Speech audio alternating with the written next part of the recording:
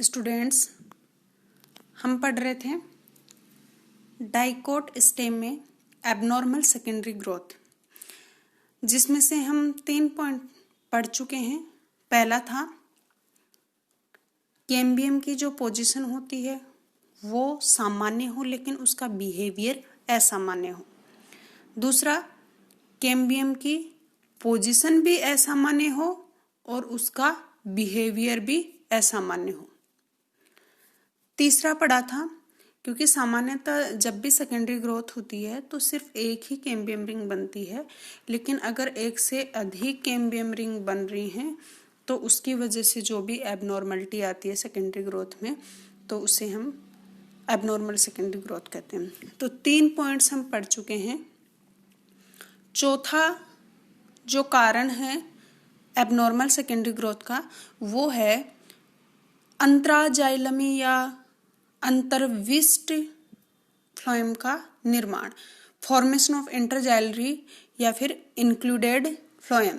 इसका मतलब ये है कि द्वितीयक जाइलम के मध्य, ये भी मान लिया सेकेंडरी जाइलम है, ये भी सेकेंडरी जाइलम है, इनके बीच में अगर सेकेंडरी फ्लोएम है तो क्योंकि ये दोनों जाइलम के बीच में धंसा हुआ है इसलिए इसे इंटरजाइलरी, जाइलम के बीच में, दो जाइलम के बीच में है, ये जाइलम के बीच में है तो इसे इंटरजाइलरी या फिर इंक्लूडेड फ्लोएम कहते हैं।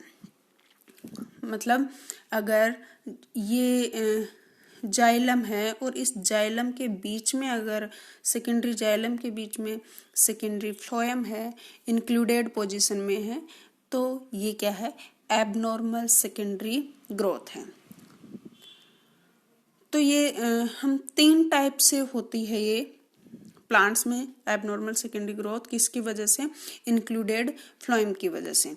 सबसे पहला जैसे एमरेंथेसी फैमिली में जो एकाइरेंथस है, एमरेंथस, बोसिया या लोगानियसी में, इनके सदस्यों में अंतराजाइलमी फ्लोएम किस तरह से बनते हैं। तो इनमें सबसे पहले क्या होता है, जो कैम्बियल स्ट्रिप्स होती हैं वो छोटी छोटी बनती हैं या चाप आर्क के रूप में बनती हैं, छोटी छोटी, और ये एधा पट्टियां जो हैं वो डिवीजन करके बाहर की ओर तो क्या बनाएंगी, सेकेंडरी फ्लोएम, और अंदर की ओर क्या बनाएंगी, सेकेंडरी जाइलम बनाएंगी। उसके बाद इन जो ये आर्क हैं, कैम्बियल आर्क हैं, इनकी एक्टिविटी है वो समाप्त हो जाती है। उसके बाद द्वितीयक फ्लोएम जो यहाँ बना था वहां से दोबारा दूसरी एधा पट्टियां बनती हैं और अब ये फिर से सामान्य व्यवहार करके वापस से क्या बनाएंगी, अंदर की ओर द्वितीयक जाइलम और बाहर की ओर द्वितीयक फ्लोएम।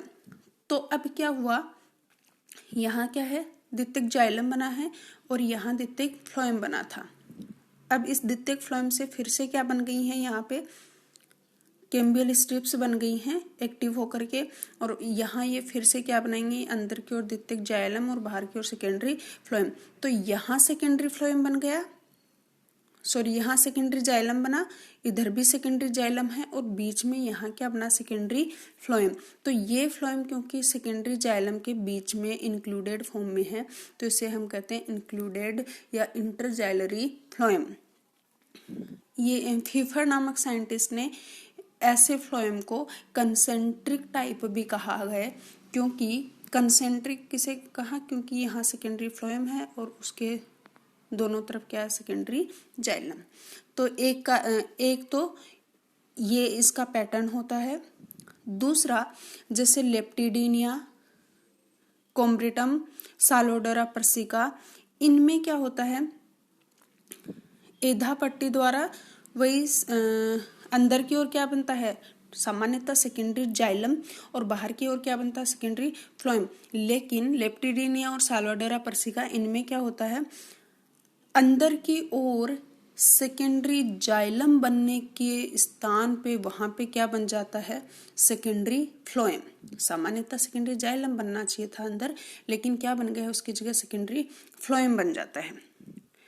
बाद में क्या होगा, ये थोड़े समय तक ये सेकेंडरी फ्लोएम बनाता है और उसके बाद ये नॉर्मल बिहेवियर करने लग जाती है और यहाँ अंदर की ओर क्या बनाने लग जाती है, सेकेंडरी जाइलम बनाने लग जाती है। तो इस तरह से क्या होगा, यहाँ पहले सेकेंडरी जाइलम बना था, सॉरी सेकेंडरी फ्लोएम बना था, और उसके बाद यहाँ क्या बन रहा है, सेकेंडरी जाइलम। और अब ये फ्लोएम जो है वो जाइलम में अंतःस्थापित हो जाता है, क्योंकि यहाँ पे ये सेकेंडरी जाइलम बन रहा है और ये सेकेंडरी फ्लोएम है वो इसके बीच में धंस जाता है यहाँ पे। इसकी वजह से जो बनता है उसे हम कहते हैं कौन सा फ्लोएम, इंक्लूडेड फ्लोएम। तो ये साल्वाडोरा वगैरह में होगा। ऐसे ही चिनोपोडियेसी का जैसे बीटा है उसमें भी इंट्राजाइलम में फ्लोएम की उत्पत्ति होती है। और वो उसमें कैसे होती है, इसमें जैसे वो एधा है वो अंदर और बाहर पहले क्या करती है, ऐसे है, अंदर की ओर भी कुछ कोशिकाएं बनाती हैं और बाहर की ओर भी कुछ कोशिकाएं बनाती हैं। फिर बहुत सारे जब विभाजन हो जाते हैं तो फिर अंदर वाली कोशिकाएं हैं वो विभेदित होती हैं। पहले नॉर्मल कोशिकाएं बन रही हैं, फिर वो सेकेंडरी जाइलम और सेकेंडरी फ्लोएम दोनों में विभेदित हो जाती हैं। और उसके बाद बाहर की कोशिकाएं, अंदर वाली तो हमने कहा पहले शुरू में दोनों साइड में कोशिकाएं विभाजित होती रहती हैं। थोड़े समय बाद अंदर वाली कोशिकाएं सेकेंडरी जाइलम सेकेंडरी फ्लोएम में विभेदित हो जाती हैं, और बाहर वाली जो कोशिकाएं हैं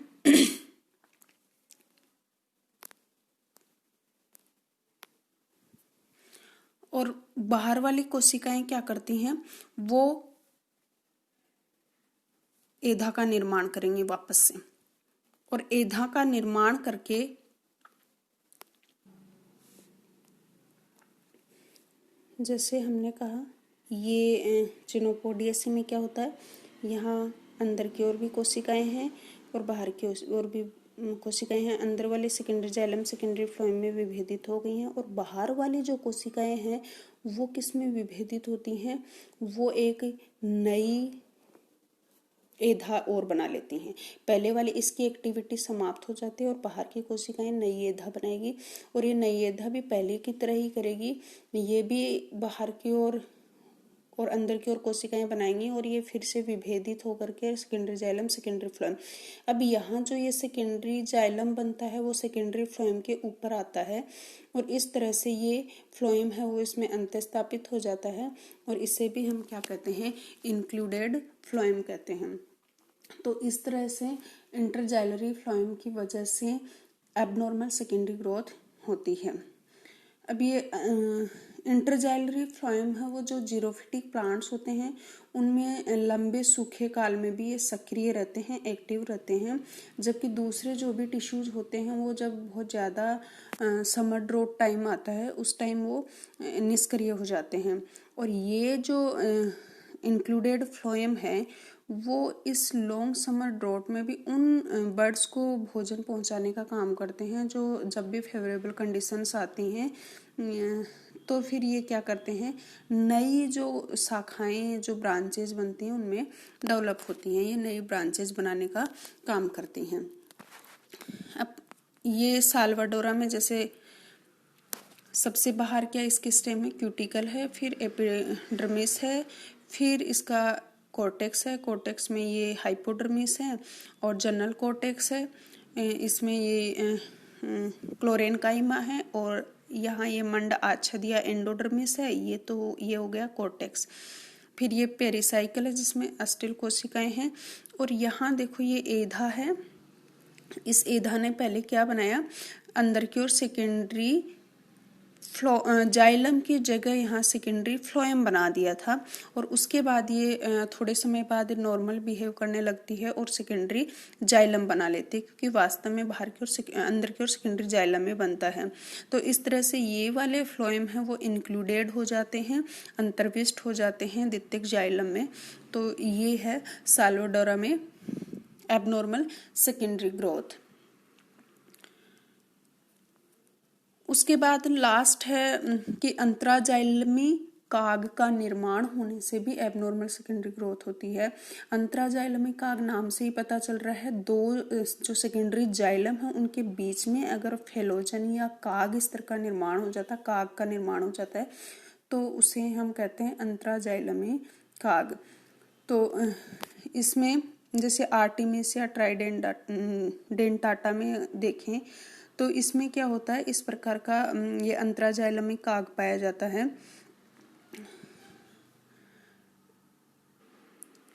ये अंतराजाइलम काग है वो जो द्वितीयक जाइलम है उसमें जो पेरेन्काइमेटस क्षेत्र है उससे ये फेलोजन का निर्माण होता है।